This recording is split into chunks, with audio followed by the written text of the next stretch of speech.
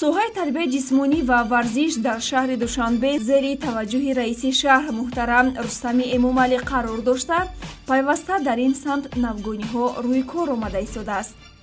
Дастпарварони мактабҳои махсуси варзишии захираҳои олимпии шаҳри Душанбе дар 11 моҳи соли 2019 дар як қатор мусобиқаҳои бонуфуз ширкат варзида, ғолиб ва ҷоизадор гардидаанд. дар тобеати муассисат 10 мактаби варзишии захираи олимпӣ зиёда аз 24 намуди варзиш машқ фаъолият менамояд.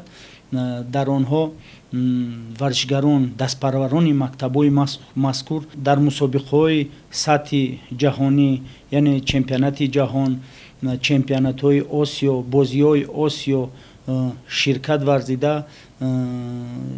сазовори беш аз 4831 медал, ки аз он 1800 медали тилло, 1502 медали нуқра ва 1529 медали биринҷӣ ба даст оварданд, ки нисбат ба соли 2018 1113 медал зиёд мебошад.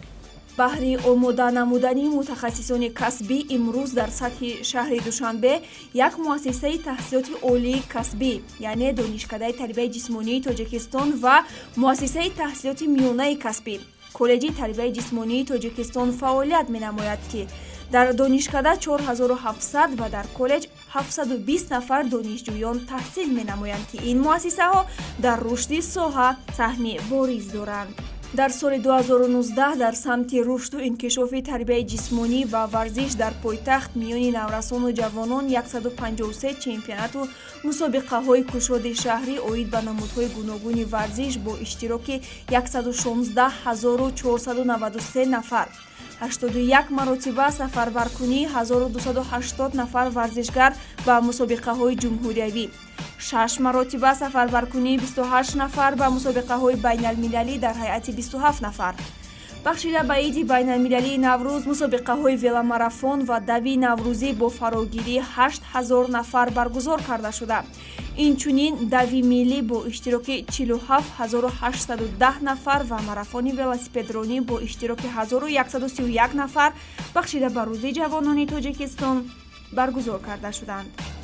дар умум дар 11 моҳи соли 2019 78 чорабиниҳои варзишӣ бо фарогирии 263993 нафар дар шаҳри Душанбе доир карда шуд. Имсол 58 адад майдончаҳои варзишӣ сохта ва мавриди истифода қарор гирифтанд, ки наврасону ҷавонони пойтахт аз ин майдончаҳо ба таври васеъ истифода бурда истоданд. майдончаҳои варзишӣ ва бозиҳои кӯдаконае, ки солҳои 2010, солҳои 2011, 12 ва 13 сохта ба истифода дода шуда буданд, аз ҳисоби бюҷети шаҳри Душанбе